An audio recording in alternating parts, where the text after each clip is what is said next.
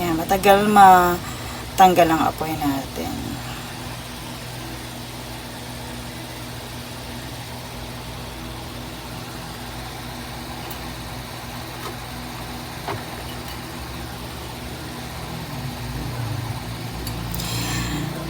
Ayan, in this reading, we will going to have love reading with message from your person. So, nandito din yung focus ng energy natin for settlement. So, let's see kung ano ang sasabihin sa atin ng ating mga cards. And by the way, bago tayo mag-start, I would like to invite you to follow our other social media platforms. If you feel resonated with my energy, my loves, please visit yung ating bio, my loves, paki-visit po. And if you feel resonated po, meron tayong mga crafts na available dyan sa ating bio. Ayan, pa-visit po yung ating bio, my loves. If you feel resonated with me, meron tayong mga available na limited crafts dyan sa ating shop. Let's see the energy first.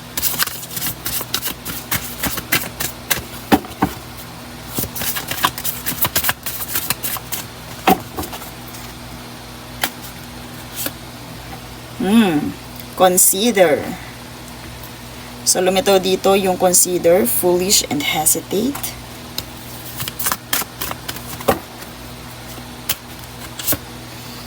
Strive. Ayan, catch up and approach. I hear my loves dito, gustong-gustong mag-approach ng person na to. If you are separated or in separation, gustong-gustong mag-approach ng person na to. May lumabas din ditong bata. So, if ever na meron kayong anak, my loves, gusto din niyang i-consider yon because of this. Okay? So, because of this acceleration and yung focus ng energy natin sa, diba, tinan natin settlement. So, nandito, my loves, yung concern. If you are still thinking about this person, kung may concern pa ba sa'yo yung person na to, yes, ang sagot, my loves. So, dito, my loves, I hear na meron meron isa sa inyo na still in the down phase, dark phase, my loves. So, kumbaga, nandito yung sabihin nating naghihintay ng consideration. Naghihintay ng consideration, naghihintay ng pagkakataon para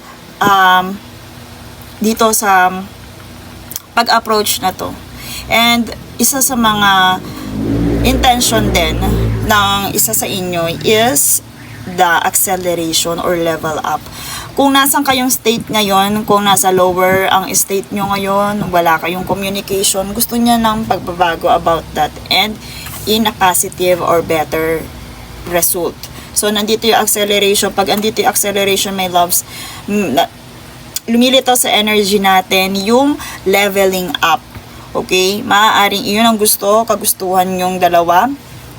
Or pwedeng ito yung mangyari sa relationship ninyo. Kung hindi seryoso, last time ang inyong relationship, maaaring ito na yung sabihin nating level or you are entering into a level of seriousness, more on serious, more on concerned na relationship na yung nag-aabang sa inyong dalawa. Okay? So, most of these cards are focusing in and sabihin nating favorable when it comes to positive side kasi may loves nandito. Kung nawalan to ng focus sa relationship nyo, gusto niya. Because of this card. Gusto niya na ikaw na lang. Gusto niya, kung may anak kayo, kayo na lang. Gusto niyang mag-focus na. Gusto na niyang i-level up yung inyong samahan, yung inyong relationship. Look. They are more concerned. Kung dati ay parang sa tingin mo or kung sa tingin mo before ay walang pakialam sa'yo yung taong to, ngayon they are serious. They are serious right now. Gusto niyang baguhin yon. Kung meron man may loves na kung ang tingin mo dito sa person na to ay childish, ayan, isa pa yan. Kung ang tingin mo sa person na to ay childish, right now nagle-level up siya or gusto na niyang lumevel up. And gusto din niyang humingi ng consideration. I also hear that. So, spirits are telling you na it is worth to, sabihin natin, give them consideration kung manghihingi siya, my loves. But right now, I hear na they are still into their, alam nyo yan, I hear dito yung Four of Swords energy, which is the rest time or rest phase. Parang nakapahinga itong person na to sa lahat. Pero, when it comes to your relationship, gusto nito ng pagbabago. Gusto niya na mag-strive or i-survive itong relationship na to. Gusto niya na mag-level up to at mag-focus na sa relationship ninyong dalawa. Since na love reading yung ating Bounty Hunter, Chaser, and Heart Pursuit, my loves. I hear dito, kung may loves, third party ang dahilan, I hear na nag-stop na siya. Nag-stop na siya. O kung may humahabol sa kanya, nag-stop na siya. Right now, they are resting.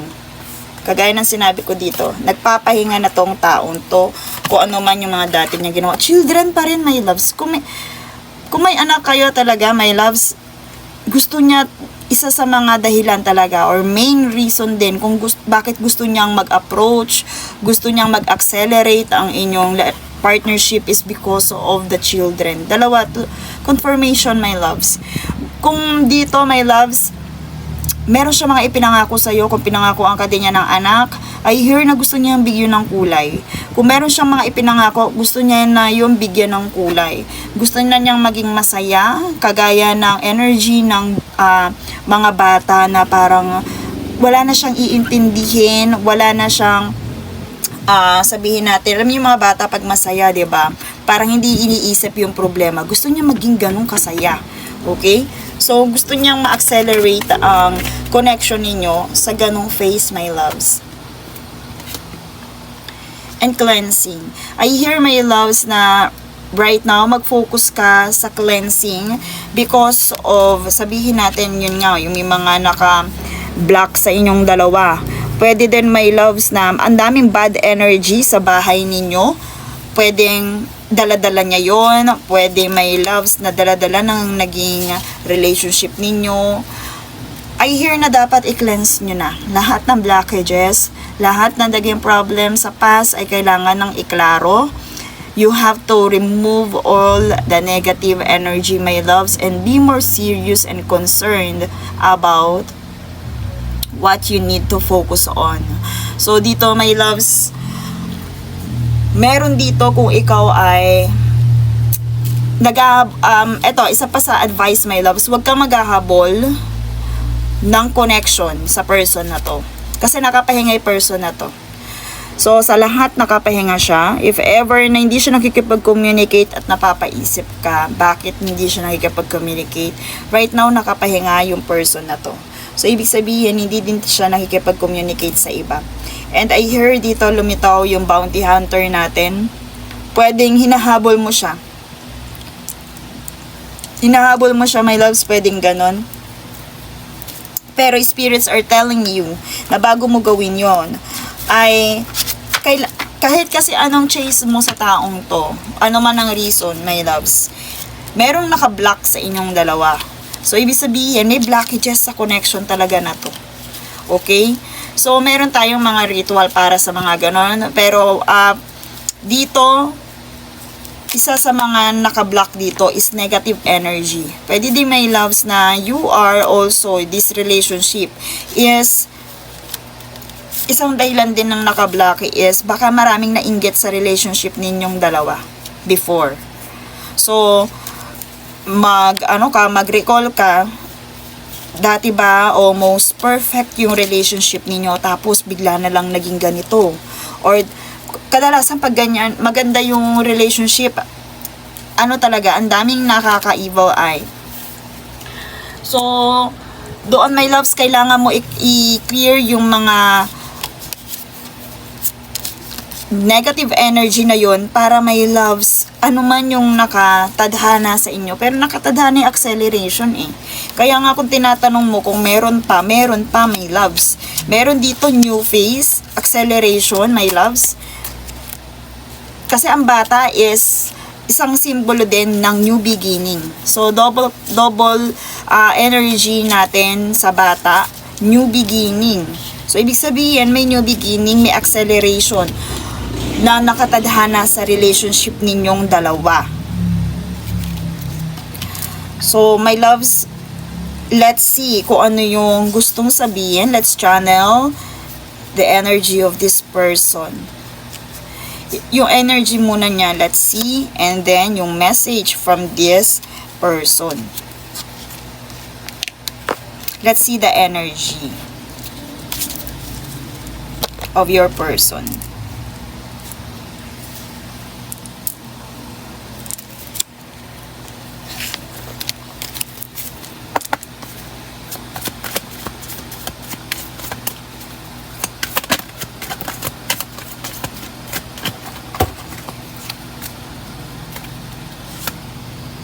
Okay, so right now my loves, solo independence, they are living their life independently. So nandito my loves, kahit na ito ay sabihin natin, kahit yung person mo habulin, lapitin my loves, they are alone right now. Okay, they are alone right now. So maaari my loves na sa harap ng ibang tao, ipinapakita niyang okay siya because of this Queen of Wands. And pwede din may loves na okay, meron ditong lumitaw na okay. So, I hear my loves dito. Mag-alone yung person na to. So, nililibang niya yung kanyang sarili sa pamamagitan ng, sabihin natin, pakikipag-socialize, friendship, ganun lang. And my loves, I hear na, may mental clarity dito, my loves. Itong person na to is nagkaroon ng lack of long-term visions. So, kumbaga, na-distract ito sa mga naging plano. Na-distract ito sa, alam niyo yung future gain, na-distract to. Nawala siya doon sa focus niya sa future gain. Naging impatience tong taong to. Parang nainip siya. Okay? I hear that na naging cause sa kanya ng pag-i-give up. I also hear na gusto na rin bumitaw nito, mag-give up. But, dito lumitaw kasi yung King of Swords eh. So, kung before is masyado siyang, sabi natin, impatient when it comes to things, kahit ano pa man yun, yung kasing energy na nababasa ako sa person na to is nagkaroon ng impatience, nagkaroon ng na-distract or nawalan ng long-term visions. Pero dito may loves, nandito na yung discipline.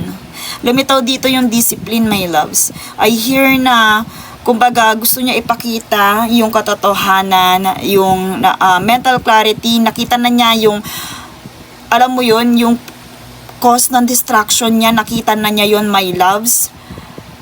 Alam mo yun, nahimasmasan na siya, my loves, and ngayon, they are more disciplined. Also, I hear na yung person na to is, maaari ding maraming blockages in life. Pero, you have to clean those blockages. Marami tayong mga ritual for clearing the space, clearing your mind, and sabihin natin, dito kasi cleansing eh. So, ibig sabihin, tanggalin na yung mga past issues, past blockages. Okay. So, ano yung focus ng energy ng person na to in this connection? The butterfly, evolving, sabi ko nga, di ba, ayan, lumitaw na. The new phase. Di ba kanina sinabi ko yung dito sa acceleration, new beginning, new phase. Lumitaw na, my loves. So, yung person na to is naghahangad pa ng pagbabago, ng healing, and gusto din itong i-release na kung ano man yung nakaraan. Key on the ring. Okay, so dito my loves, I hear na part ng kanyang kanina yung sabi ko, yung impatience is maaaring na-involve to, one night stand, pwedeng ganon, string along, and nag-cause sa kanya ng distraction or lack of growth. Grounding. Ay, my loves, ang ganda. Stability, look. Magkamukha, my loves. Ganda ng energy. So, look, ang focus na niya is stability, my loves, double confirmation, growth. Gusto na talaga magbago ng person na to for the growth. Gusto na niya, my loves, na kung bibigyan to ng chance, gusto na niya ng panibagong sabihin natin, growth, evolvement. Gusto niya ng mas maganda, mas progressive na relationship, my loves. And gusto na niya yung pagfokusan. Apakaganda, my loves. So, look. Double confirmation tayo. Focus and grounding. So, dito ipinapakita, my loves, na gusto na talaga niyang mag-focus. Kung ano man yung naging cause or yung napagdaanan niya sa past, kagaya ng sinabi ko dito sa naging energy niya dito, yung lack of long-term vision para sa relationship na to, na naging impatient siya as mas ginusto niya, or sabihin natin na distract siya because of this card. Gusto na niya, my loves, na magkaroon ng growth. Gusto na niya ma-secure ulit or magkaroon ng magandang pagbabago when it comes to this relationship. Let's see message from this person.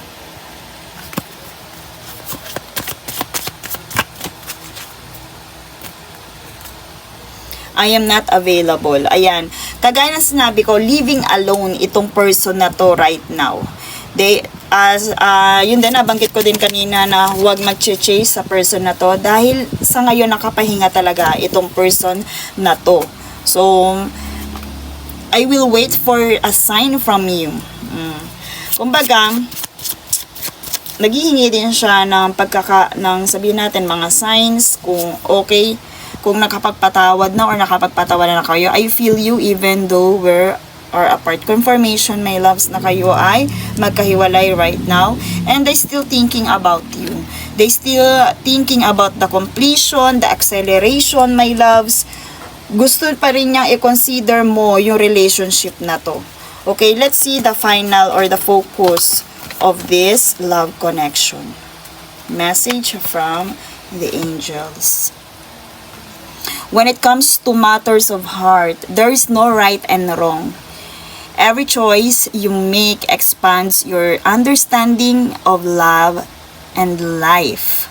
Okay. So, my loves, dito, I hear angels are telling you na kung ano man yung napagdaanan ninyo, kung nagkaroon man ng, sabihin natin, flaws yung relationship na to, my loves, understanding when it comes to love and life, you have to consider this love connection. Okay? And that's all for this reading. Thank you so much and see you in my next one.